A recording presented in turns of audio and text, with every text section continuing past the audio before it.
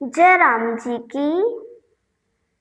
जेहि विधि नाथ हो हित मोरा, करहु सुबेगी दास मैं तोरा।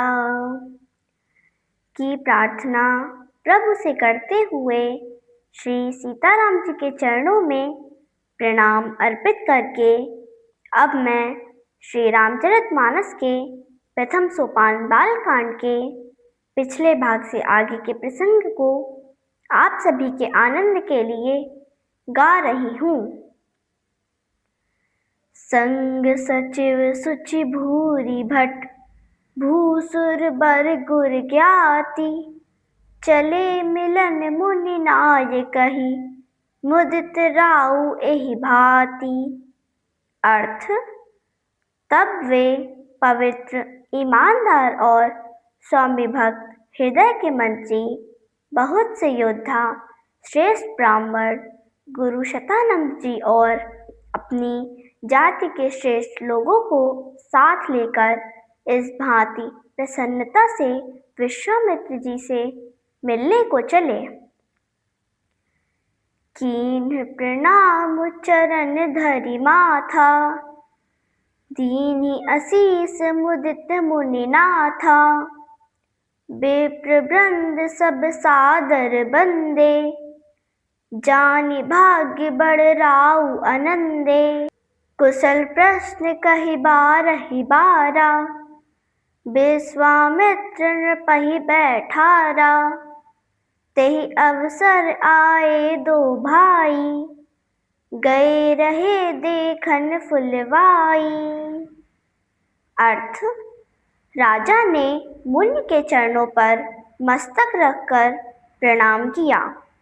मुनियों में श्रेष्ठ श्री विश्वामित्र जी ने प्रसन्न होकर आशीर्वाद दिया। फिर उन्होंने सब ब्राह्मण वृंदों को सादर प्रणाम किया और अपना बड़ा भाग्य समझकर राजा जनक आनंदित हुए। बार बार कुशलता पूछ करके श्री विश्वामित्र जी ने राजा को बैठाया। उसी समय दोनों भाई वहां आ पहुंचे जो फुलवारी देखने गए थे। श्याम गौर मृदु बयस किशोरा, लोचन सुखद विश्वचित चोरा। उठे सकल सब रघुपति आए, विश्वामित्र निकट बैठाए। भय सब सुखी देख दो भ्राता, बारी बिलोचन पुलकित गाता। मूरति मधुर मनोहर देखी, भयउ विदेहु विदेहु बिसेखी।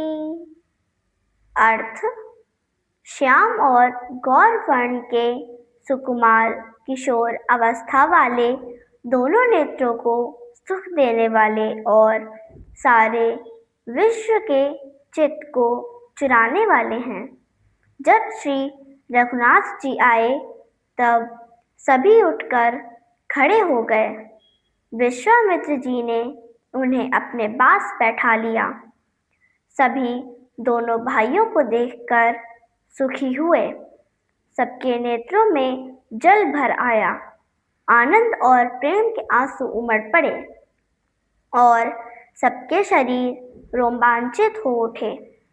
राम जी की मधुर मनोहर मूर्ति देखकर विदेह जनक विशेष रूप से विदेह देह की सुधा बुद्ध से रहित हो गए। प्रेम मगन मनु जान नृपु, करि विवेक धरि धीर। बोलउ मुनि पद नाइ सिरु, गद गद गिरा गभीर। अर्थ, मन को प्रेम में मग्न जानकर राजा जनक ने विवेक पूर्वक धीरज धारण किया और मुनि के चरणों में सिर नवाकर गदगद वाणी से कहा।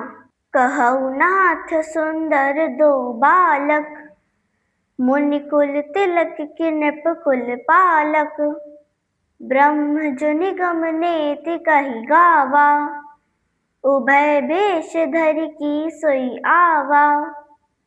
सहज विराग रूप मनु मोरा, थकित होत जिमि चंद चकोरा।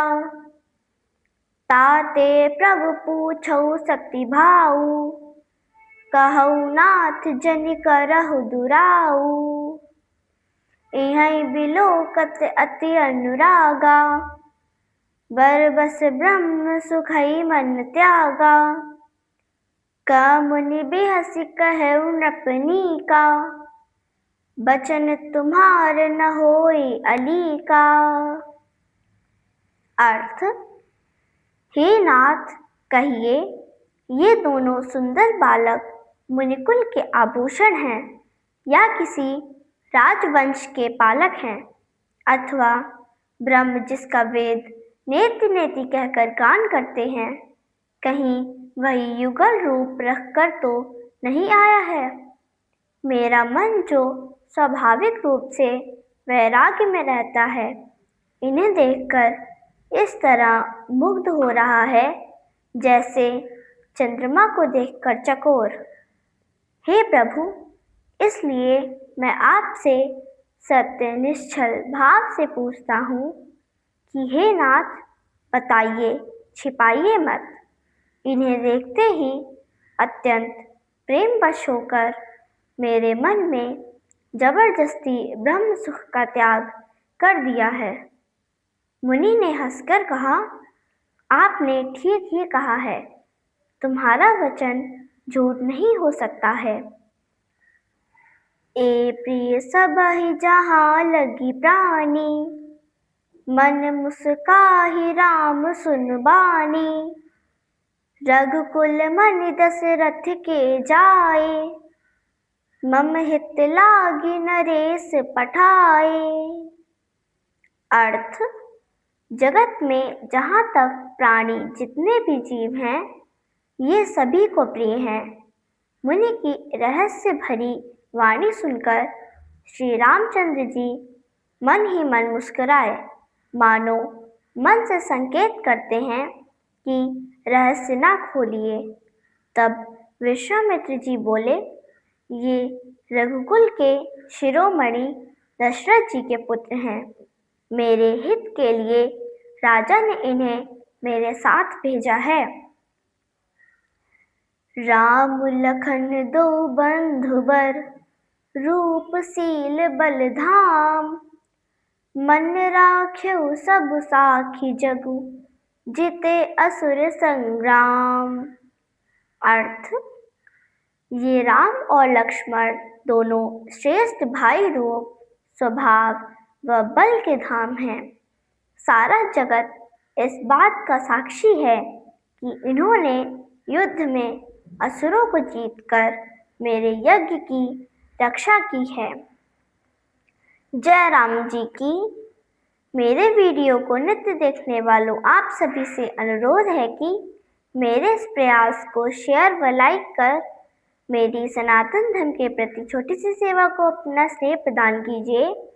जिन लोगों ने अब तक मेरे चैनल को सब्सक्राइब नहीं किया है, वे इसे सब्सक्राइब करने की कृपा करें, ताकि मेरा वीडियो आपको बिना विलंब के प्राप्त होवे। जय राम जी की।